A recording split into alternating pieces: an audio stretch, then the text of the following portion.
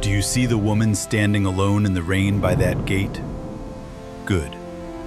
Look closer, because in 3 days, the family that just threw her out will bow in front of her, and they still won't understand who she really is. Her husband walked past her holding another woman's waist. Her mother-in-law handed her a bag that had been packed long before the party even began. The guests inside raised their glasses to a future they thought belonged to their blood. And every single one of them believed the woman being erased that night had no power, no money, and no one left to defend her. They were wrong in a way their name will never recover from, because the contract that signed their empire away had already been sealed, and the empire they were celebrating no longer belonged to them.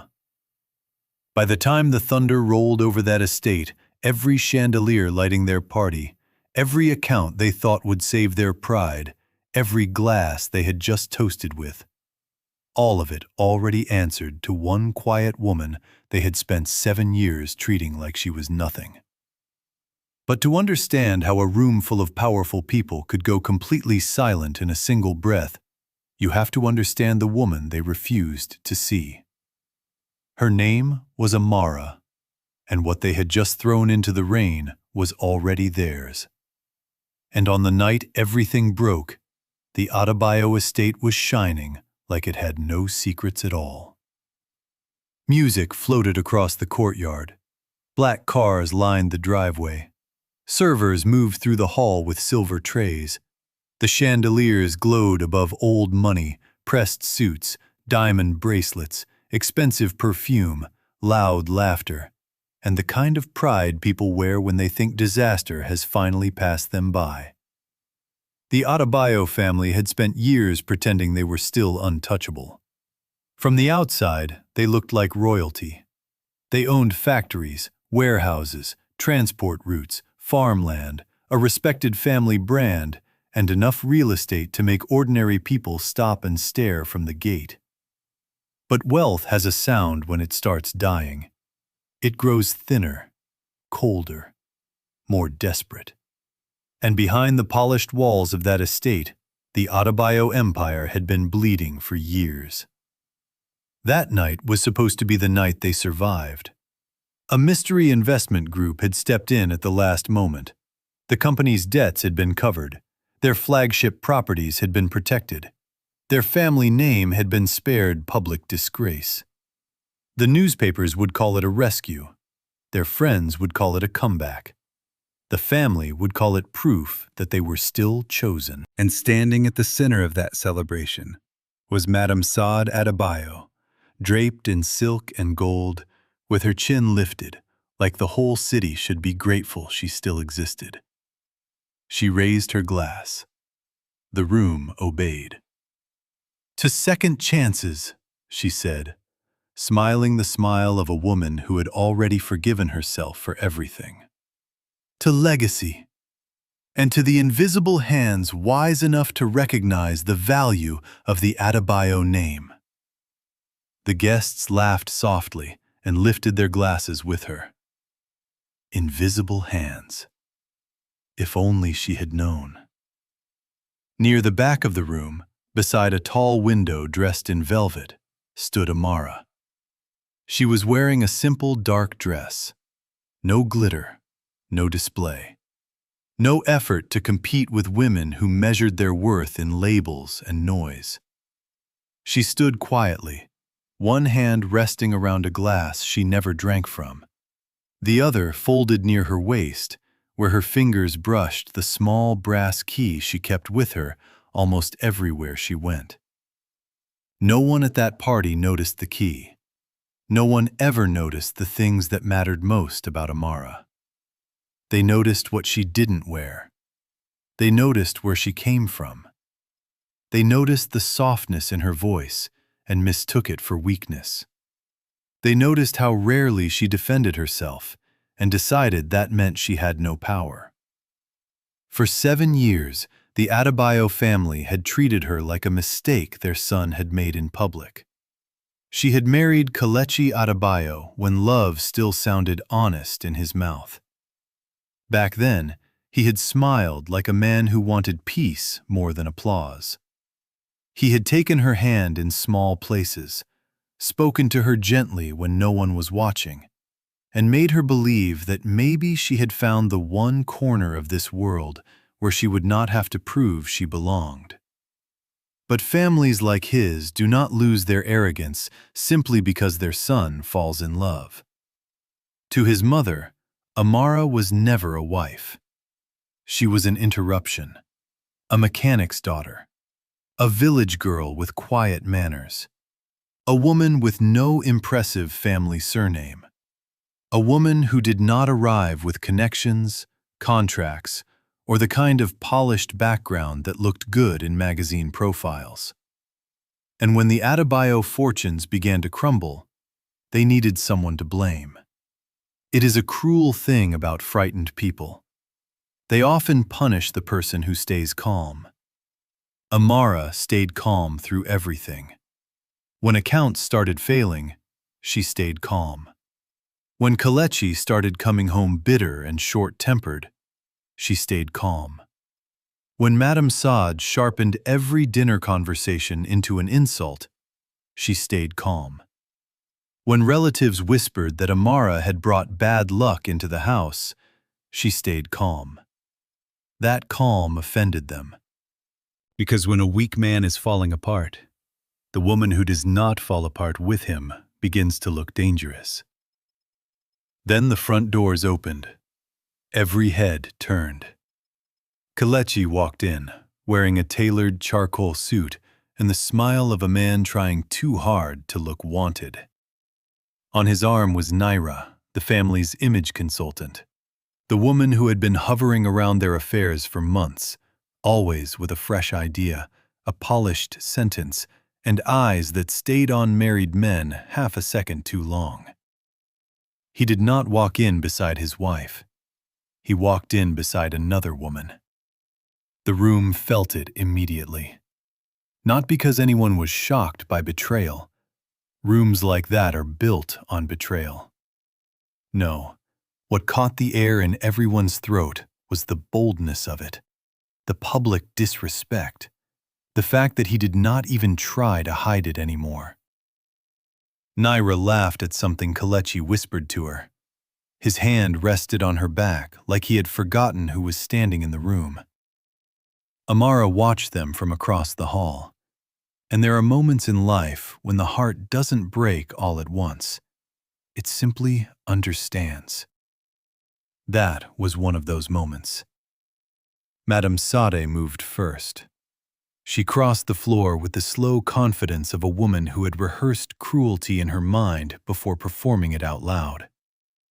She stopped in front of Amara and looked at her with the satisfaction of someone finally reaching the scene she had been waiting years to play. "It's over," she said. Not loud enough for the whole room at first, just loud enough for the nearest guests to turn. Amara looked at her. "What is over?" "This pretending," Madame Sade said. "This family has suffered enough humiliation. Tonight, we begin again, and you will not be part of what comes next." The music seemed to move farther away. A few guests shifted, a few phones tilted upward. A few eyes brightened with that hungry little excitement people get when they sense pain is about to become public. Amara's gaze moved once toward Kelechi. He saw it. He looked away. That was the moment she knew everything important had already died. Naira drifted closer, dressed in deep emerald silk, glittering under the lights. Beautiful in the polished way some people are beautiful, and empty at the same time. "She doesn't understand subtlety," Naira said lightly, like she was discussing weather. "Maybe someone should be direct." Madame Sade did not hesitate. "You have embarrassed this family for the last time," she said. "The lawyers have already prepared what needs to be prepared. The company is being restructured. The properties are protected. My son will move forward, and you will leave this house tonight." A silence spread through the room. Not sympathy, suspense. Amara felt every eye on her. "Leave?" she asked quietly. Kelechi finally spoke, and somehow his voice hurt more than his mother's. "Please don't make this ugly. Please." That was what he gave a woman who had shared his name for 7 years. A single, weak sentence. No defense, no truth, no dignity. Just the coward's prayer that pain would happen neatly. Amara held his face in her eyes for a few seconds longer than he could bear. Then she nodded once. Not because she agreed, not because she was defeated, but because something inside her had become still enough to stop asking broken people for what they had never intended to give. Madame Saad snapped her fingers toward the staff. Amara's overnight bag, already packed, already waiting near the entrance like they had planned this down to the last inch of humiliation, was brought forward and dropped by the doorway. So it had all been arranged. The speeches, the rescue party, the replacement woman, the public dismissal. They had not just decided to remove her, they had wanted witnesses. Rain had started outside. The first drops hit the stone steps beyond the carved doors. Thunder muttered in the distance. Wind touched the curtains. Somewhere, deep in the house, a loose shutter knocked once, like a warning no one listened to. Amara bent to pick up her bag. No screaming, no begging, no scene. That disappointed them. Cruel people always want tears. Tears make them feel important. Instead, she straightened, lifted the bag, and turned toward the door herself. When she passed Kelechi, she paused. There was so much she could have said. About the nights she stayed awake while he slept. About the calls she took in silence to keep disasters from reaching his mother's name. About the debts she had already quietly buried so his family would not be torn apart by scandal. About the fact that the rescue he was smiling about tonight existed because of her pen, her mind, her money, her mercy. She said none of it. She only looked at him and said, "You should have asked one more question before choosing your side." He frowned, but pride is slow when it is comfortable. He did not understand. She stepped into the rain.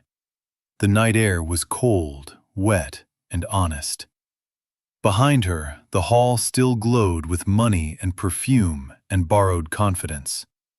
Ahead of her, the long drive curved toward iron gates that had watched too many people arrive with pride and leave with silence. She walked slowly at first. Then she heard the laughter start again behind the glass. Not from everyone, but enough. Enough to tell her exactly what kind of world she had been shrinking herself to survive. By the time she reached the outer gate, rain was running down her face and over the brass key in her palm. That key had belonged to her father. Her father's name was Biko. He was not rich.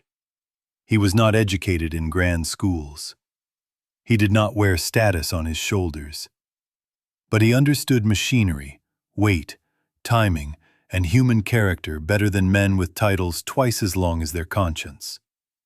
He fixed engines, generators, old delivery vans, farm equipment, broken gates, and anything else people threw away too quickly. He used to tell Amara, "The world is full of people who think noise is strength. Watch the quiet gears. They carry the load." When she was 10, he gave her a small brass key from a scrapped machine he had repaired by hand. He polished it, placed it in her palm, and told her, "This is not a key for a door. It is a key for a lesson. Anything that works well on the outside is held together by something small no one respects enough. She never forgot it. She never forgot him either. Biko spent his life repairing things owned by people who would never invite him through their front door as an equal. He kept luxury alive for families who looked past him like he was part of the ground. And Amara grew up watching that. Watching dignity in a man with grease on his hands and no applause. Watching skill ignored because it came from the wrong class. Watching invisible labor carry visible luxury. When he died, he left her 3 things: a box of tools, that brass key, and a sentence that would become the center of her life. Never beg to be seen. Build something they cannot ignore. Amara took that sentence into the world like fire hidden under cloth. She studied accounting at night while working days. She learned logistics from transport clerks who never noticed how much she heard. She learned land law from old documents.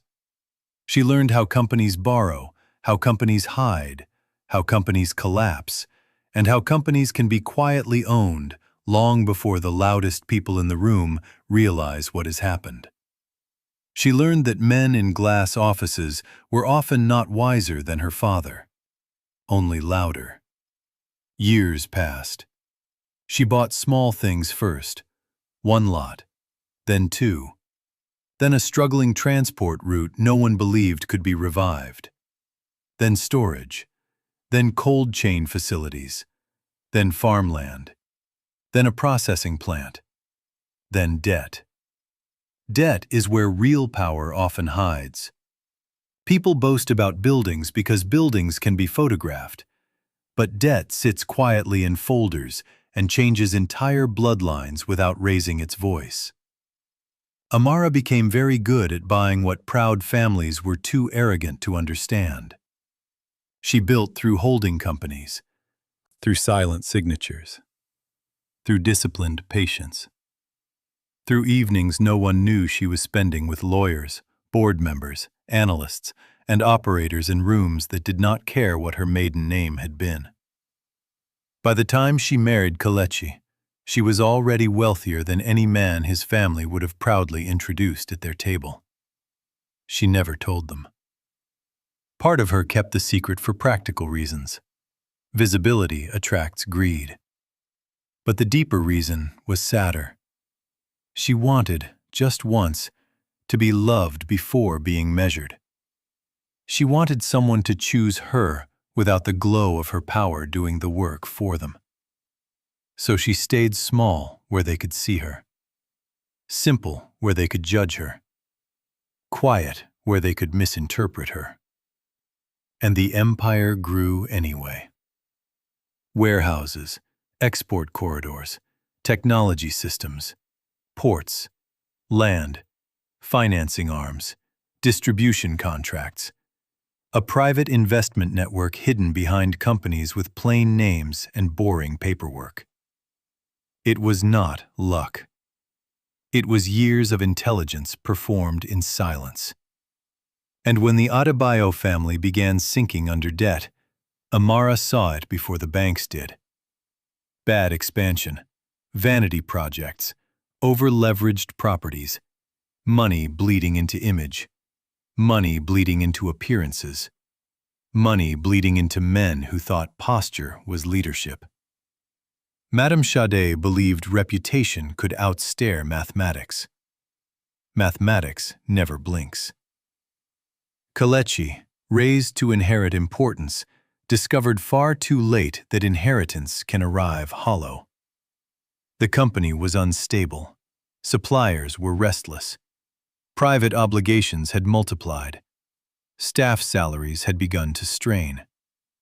And still the family kept performing wealth like actors who feared the audience might notice the set was cardboard. Then Naira arrived. She was smart in a dangerous way. She knew how to speak to insecurity and make it feel like strategy. She told the family what they wanted to hear, that the brand could be repositioned, that image was everything, that a stronger public narrative could attract new capital, that Kelechi needed a more visible partner, a more glamorous household, a more elite social posture. In other words, she taught desperate people to decorate the coffin. And because Kelechi was ashamed, he listened. He began accusing Amara of not fitting his future. Not directly at first. He would mention how quiet she was at events, how she never dressed for the room, how people expected more from an Adebayo wife, how she didn't understand the level his family needed to stay on. What he really meant was simpler. He had started believing the lie that a polished woman beside him could repair the emptiness inside him. Around that same time, Amara had already made her decision. She would buy the debt holding the Adebayo empire together. Not to punish them, not at first. She told herself it was business. Clean, strategic, impersonal. But business is rarely fully separate from the heart when the people collapsing in front of you have eaten at your dignity for years. Her team moved carefully. Through one holding company, then another. Through quiet negotiations. Through distressed obligations. Through a final controlling bridge no one in the family recognized because pride had made them careless. The rescue vehicle that appeared to save them had a harmless name: North Ember Holdings. It sounded generic, forgettable, corporate. The kind of name rich fools laugh at before signing their future into it. That was the name Madame Sade toasted at the party. That was the name Kelechi smiled about while another woman leaned into his shoulder. That was the name under which his wife already held the final authority over everything they thought they had preserved. By the time Amara reached her car in the rain that night, her phone was vibrating. She sat inside, closed the door, and listened to the storm strike the roof. The screen lit up with the name of her chief legal officer. She stared at it for a moment, then answered. "Madam?" Her voice was steady now, too steady for tears. "Yes. We've received final confirmation. The transfer stack is complete. Board control becomes active at the handover ceremony in 72 hours. Do you want us to keep representation anonymous?" Amara looked through the windshield toward the glowing estate where laughter still leaked into the storm. For years she had hidden. For years she had made herself easier to dismiss. For years she had mistaken silence for protection. "No," she said. A pause. "No more anonymity. I'll attend in person." Even her lawyer went quiet for a second. "Yes, madam." She ended the call and looked down at the brass key resting in her wet hand. Then, for the first time in a very long while, she allowed herself to feel the full shape of what had happened. Not just the betrayal, the waste. The waste of patience. The waste of love. The waste of making herself smaller for people who had already decided she would never be enough. Some grief arrives hot and loud. This grief arrived cold. And cold grief is dangerous because it thinks clearly. For the next 3 days, the city fed on rumor. The Adebayo party had been lavish. The rescue was official. The mysterious investors would take ceremonial possession of the group's controlling properties at a private public handover. Press would attend. Photos would be taken. The family would stage their survival like theater. No one in those circles knew the truth, not even Naira, who had grown more confident by the hour, moving through the estate like she had already been promoted by desire alone. Not even Kelechi, who called Amara once, then twice, then not again when she did not answer. He told himself she would return, that she would cry, that she would negotiate, that she had nowhere stronger to stand than the place he had removed her from. Pride makes fools out of men long before ruin does. The morning of the handover arrived bright, clean, and merciless. The estate had been polished for cameras. Fresh flowers lined the entrance. Security stood sharper than usual. The long conference hall at the center of the property was arranged with microphones, documents, waiting staff, legal observers, and a central seat reserved for the principal representative of North Ember Holdings. That chair remained empty as guests filled the room. Madame Sade wore ivory and gold this time, as if color itself owed her loyalty. Kelechi stood beside her in a navy suit, handsome enough to look convincing from a distance. Naira hovered near him, elegant and alert, smiling a little too often, as if she could already see herself replacing the wife they had removed. Reporters kept glancing toward the entrance. Lawyers checked watches. Board members whispered. The family's external counsel stood near the front table with a stack of documents and the tense face of a man who knew more than he wished he did. Then the doors opened. Amara walked in. No rain now. No shaking hands. No overnight bag. No silence meant for survival. She wore a sharply tailored black suit, understated in the way true power is understated. Her hair was smooth. Her posture was effortless. In one hand, she carried a slim leather folder. In the other, almost hidden, the brass key rested between her fingers like a memory sharpened into steel. The room changed. Not loudly, but completely. Conversations snapped. Cameras shifted. Eyes widened. Breaths stalled. Madame Sade's face hardened first. Who let her in? Naira gave a short laugh, the kind people use when panic arrives dressed as confidence. This is embarrassing. Kelechi looked stunned, but not yet afraid.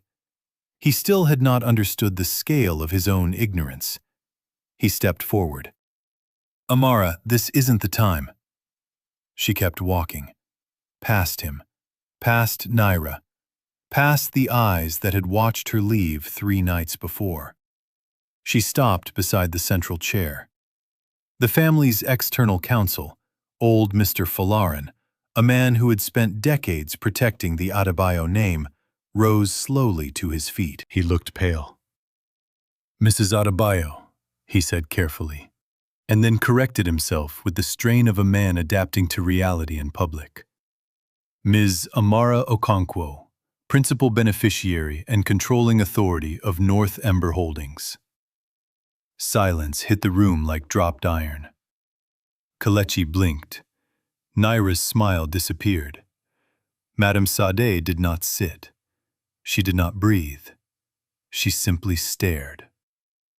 Mr. Falarin continued, because law, unlike pride, moves forward even when people are humiliated. For the official record, he said, North Ember Holdings acquired the debt positions, secured assets, controlling instruments, and final restructuring rights associated with the Adebayo Group through lawful transfer. The principal authority present to assume control is Ms. Amara Okonkwo. The room erupted, but only in fragments. What? That's impossible. Amara? His wife? No, former wife. North Ember is her? Kelechi stepped toward the table so fast he knocked the corner of a chair. That cannot be right, he said. There's some mistake. She doesn't have that kind of... That kind of what? Amara asked. Her voice was calm. The calm was worse than fury. He stopped. She turned to face him fully. That kind of mind? That kind of reach? That kind of money? Finish the sentence, Kelechi. You spent 7 years underestimating me. At least be brave enough to do it clearly. He opened his mouth, but shame had finally arrived before language. Madame Sade found her voice next. You tricked this family. Amara looked at her. No, she said. I saved it. Repeatedly, quietly, and all of you were too proud to ask who kept opening doors after you had already burned every bridge. Madame Sade's nostrils flared. You came into this house with nothing. Amara gave the smallest nod. Yes, I came into your house with dignity. That was the one thing none of you knew how to value. A tremor moved through the reporters. Pens flew. Cameras clicked. Someone in the back whispered, My God. Amara placed her folder on the table and opened it. For 7 years, I let this family believe what made you comfortable. I let you believe my silence meant dependence. I let you believe my simplicity meant emptiness. I let you believe your son had given me a life I could not have reached without him. Her eyes moved to Kelechi. You never once asked what I had built before I loved you. Then to Madame Sade. You never once wondered why a woman you called ordinary was never frightened by your money. Then to Naira. And you never once understood that men who need to be flattered are the easiest men in the world to bankrupt. Naira's face flushed. Be careful, she snapped. Amara looked at her for one long second, then slid a second document across the table. No, she said softly. You should be. The paper stopped in front of Naira. She looked down. At first her expression held. Then it changed. A color left her face so quickly it looked like someone had removed light from under her skin. Mr. Falarin cleared his throat. Evidence of unauthorized consultancy diversions, inflated reputation management fees, manipulated routing invoices, and concealed personal withdrawals tied to the transition period, he said. These findings were delivered to the compliance office at 7 this morning. The room moved again, this time with the electric hunger of scandal turning direction. Naira looked at Kelechi. This is not what it looks like. But guilty people always say that when the numbers are already done speaking. Kelechi stared at the papers like he was seeing the true shape of every choice he had made all year. You stole from us? Naira laughed once, but it came out broken. From us? You fool. There was barely anything left to steal. I just got there before the vultures did. The insult landed. A murmur ran through the room. Madame Sade gripped the edge of the table. Kelechi swayed backward like the floor had changed under him. Amara closed the folder in front of her. She did not need to raise her voice. Power had already settled itself around her. You wanted spectacle, she said. You wanted witnesses. You wanted the world to see me leave without value. Fine. Let them also see who built the exit you pushed me through. Then she signed the first transfer sheet. One signature. Clean, sharp, final. The sound of the pen touching paper was almost nothing, and yet that nearly silent motion ended a dynasty's illusion. More documents followed. Board recognition, authority transfer, asset control confirmations, interim operational mandates. Every signature was a nail in the coffin of their arrogance. By the time the last page turned, the Adebayo family still had their name, but Amara had everything that made the name function. Warehouses, factories, accounts, routes, land exposure, holding priority, operational power. The empire was no longer something they owned. It was something they had once mismanaged. Now it belonged to the woman they threw into the rain. Kelechi finally spoke again, but his voice had changed. It had lost the softness of a man expecting obedience. It had gained the desperation of a man realizing he had betrayed the one person who understood the map he was standing on. Amara, he said, almost whispering.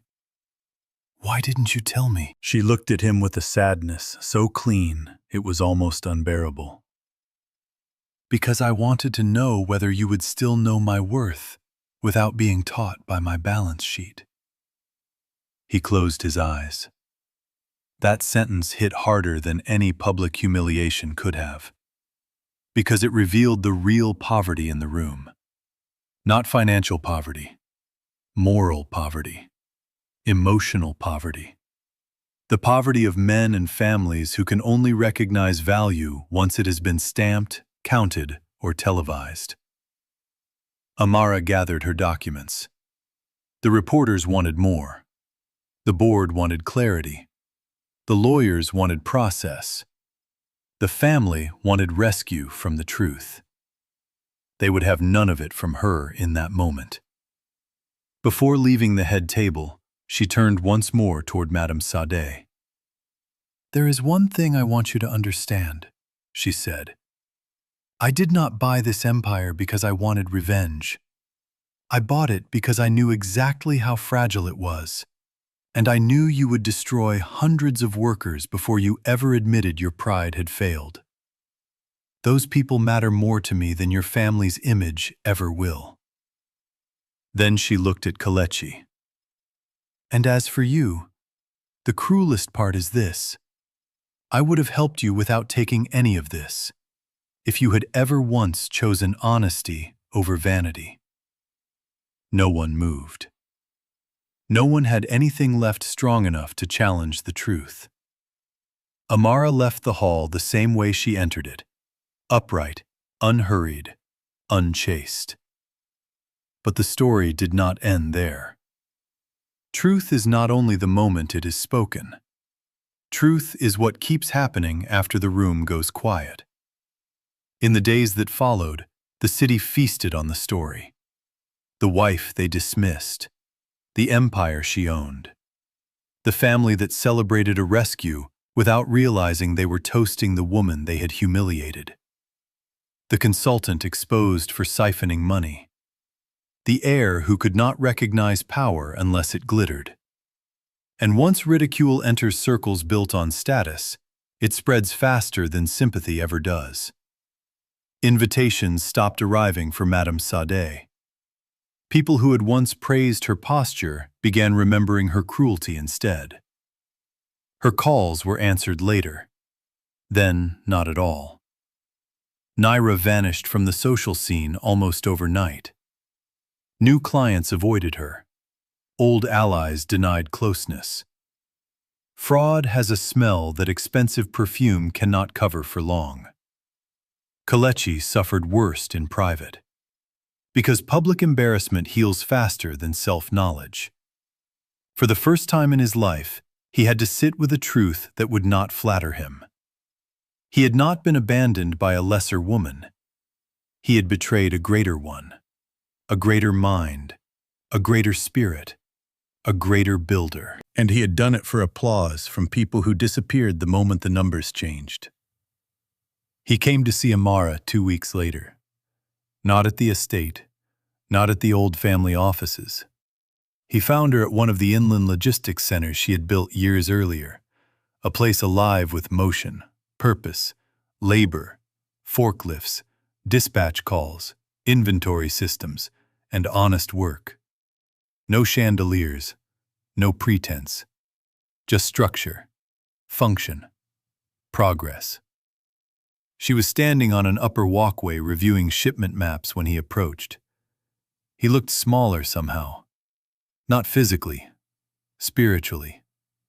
Some men become visibly reduced when the lies supporting them are removed. He said her name like he had the right to say it softly. She turned. He stood there for a moment without speaking, because apology is difficult when the person you wronged no longer needs anything from you. Finally, he said, I was ashamed. Amara waited. I thought if the family saw weakness in me, I would disappear in their eyes. I thought I needed to become what they respected. And what did they respect? She asked. He looked down. Appearance. Yes. Status. Yes. Power. Not power, she said. Display. Those are not the same thing. He swallowed. I loved you. She held his gaze. No, she said quietly. You loved what my patience allowed you to avoid about yourself. That one reached him, because it was true. He had used her steadiness as shelter, while resenting her for possessing it. There are men who do not love peace. They only love being protected from their own chaos by women they later punish for seeing too much. He asked if there was any chance. She did not insult him by pretending she needed time to answer. No. Not bitter. Not dramatic. Not revengeful. Just true. Then she reached into her pocket, touched the brass key, and said the final thing he would carry for the rest of his life. You thought I was standing in your shadow, Kelechi. All those years, I was standing in my own light. You were just too busy chasing reflections to see it. She walked away after that. And some endings do not require raised voices. They only require the truth to stop making room for people who never deserved its kindness. Amara did not tear the Adebayo empire apart. That would have been easy. Easy is not always meaningful. Instead, she rebuilt it. She cut vanity projects, stabilized salaries, protected workers, reopened factory operations on cleaner terms, repaired vendor trust, closed corrupt channels, expanded rural employment, shifted capital into systems that produce dignity instead of spectacle. Then she did something none of them saw coming. She converted the largest house on the Adebayo estate, the one where the party had taken place, the one whose lights had glowed behind the glass while she stood in the rain, into a leadership and training foundation for daughters of mechanics, drivers, market women, welders, and laborers. Girls from homes like hers. Girls taught to stay small because the world found it convenient. Girls with minds too sharp to remain invisible if given tools, training, and proof. At the entrance hall, in a glass case mounted beside the staircase, she placed her father's brass key. Below it, a single line was engraved in gold. Build what they cannot ignore. Visitors always stopped there. Some because the key looked too ordinary to be honored. Some because that was exactly the point. And every year, on the night the foundation welcomed a new class, Amara told the girls a version of the same truth. Never confuse noise with authority. Never shrink so much that cruel people mistake your grace for permission. Never wait for somebody's broken standards to recognize your value. And never build your life around being understood by people committed to misunderstanding you. Because the world is full of gates, my friend. Gates guarded by people who think they decide who matters. Let them think it. A gate is only powerful until the wrong person learns who owns the ground under it. If this story stayed with you, press like so more people can find it. Subscribe if you believe the quiet ones often carry the strongest future. And in the comments, write, "Build in silence." Then share this with someone who needs to remember that dignity does not beg for permission. It builds, waits, and arrives at the perfect time.